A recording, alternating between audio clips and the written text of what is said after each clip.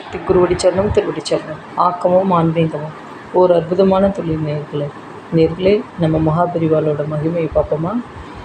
ஒரு தடவை ஆந்திரா சைடு ஆன்மீக பயணமாக நம்ம பெரியவா அவர்கள் போயிருக்காங்க. அப்போ ராமசாமி தொண்டர் அவர் பெரிய வழக்கறிஞர். அவரோட ஃப்ரெண்டு ஒரு 5-6 எல்லா வக்கீல்களுமா சேர்ந்து நம்ம பெரியவாளை பார்க்க போயிருக்கா. அப்போ பெரியவா எல்லா பேரையும் பார்த்துட்டு ஆசீர்வாதம் பண்ணிவிட்டு அட்சதை போட்டிருக்கா. இந்த ராமசாமி ஐயருக்கு மட்டும் பூமியில் போட்டிருக்கார். அவருக்கு போடல. அவருக்கு சித்த வருத்தம் ஆகிடுது. பெரியவாட்ட எப்படி கேட்கணும், கேட்க முடியாது அப்படின்ட்டு சஞ்சலமாகவே அவர் போயிட்டார். ஆனால் ஆற்றுக்கு போகிறச்ச இந்த அட்சதைங்கிறது பெரியவா ஆசீர்வாதம் பண்ணுறப்ப நம்ம கொடுத்து வச்சுருக்கணும். ஒரு கல்யாண பொண்களுக்கெல்லாம் நின்றுண்டு இப்படி தூவா. ஆனால் அந்த ஒரு அரிசி போனால் போதும் இருந்த இடம். ஏன்னா ஒவ்வொருத்தரையாக சேவிக்க முடியாதுல்ல. அதனால் 1000 பேருக்கு நின்று அந்த ஒரு குழந்தைய ஆசீர்வாதம் பண்ணுறா. இந்த முனை பிரியாத அரிசி அவ்வளோ ஒரு நல்லது.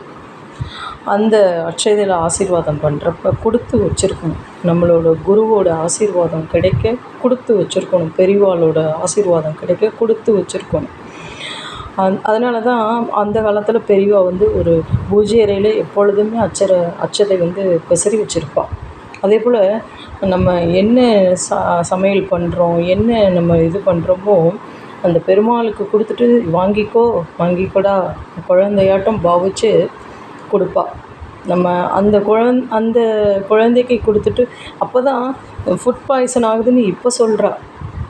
நம்ம பெருமாளுக்கு நைவேத்தியம் பண்ணிவிட்டு நம்ம சாப்பிட்டோன்னு வச்சுக்கோங்களேன், எங்கே ஃபுட் பாய்சன் ஆகும்? கண்டிப்பாக என்னை பொறுத்தவரையும் ஆகாது. கிருஷ்ணார்ப்பணம்னு சொல்லிவிட்டு நம்ம சாப்பிட்றோம் கண்டிப்பாக. அதனால இந்த ராமசாமி ஐயர் எதுக்கு சொல்ல வரேன் அப்படின்னா, இங்கே ஆற்றுல குழம்புறா. நான் உனக்கு அவ்வளோ தொண்டு செஞ்சேனே, நான் உனக்கு எல்லாமே கொடுத்துட்டு தானே சாப்பிட்றேன், நான் உன்னோட பாதமே கதின்னு தானே இருக்கேன் அப்படிங்கிறேன். குருவோட பாதம் நம்ம பாதத்தை நீவி விட்டு பிடிச்சி விடுறதுக்கு நம்ம கொடுத்து வச்சுருக்கணும் கண்டிப்பாக.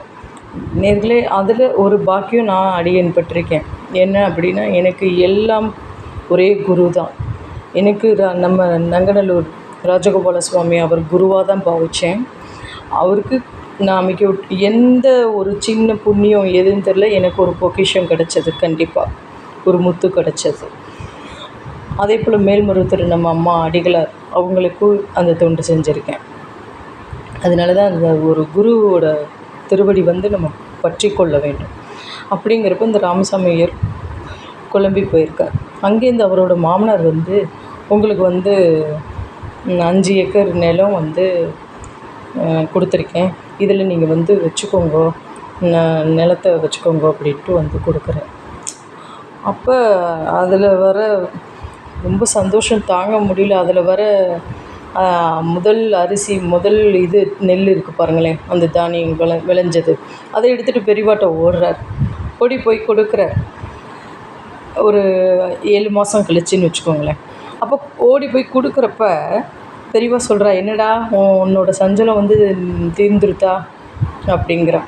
ஏன் அப்படின்னா, நிலத்தில் போட்டது உனக்கு நிலம் வரப்போகுதுங்கிறதுனால தான் நான் உனக்கு பூமியில் அட்சதை போட்டேன் அப்படிங்கிறான். எவ்வளோ ஒரு நல்ல ஒரு பாருங்களேன். வருமுன் காப்போங்கிறப்பல நம்மளுக்கு என்ன ஒரு நல்லது கெட்டது எது வந்தாலும் சூட்சமமாக இருந்து நம்ம பெரியவா இன்னும் காத்துன்ட்ருக்கா நம்மளுக்கு நல்லது செய்ய. ஆகையால் நம்ம பெரியவாளோட திருவடியை பிடிச்சிக்கணும். நமஸ்காரம் நேர்களே.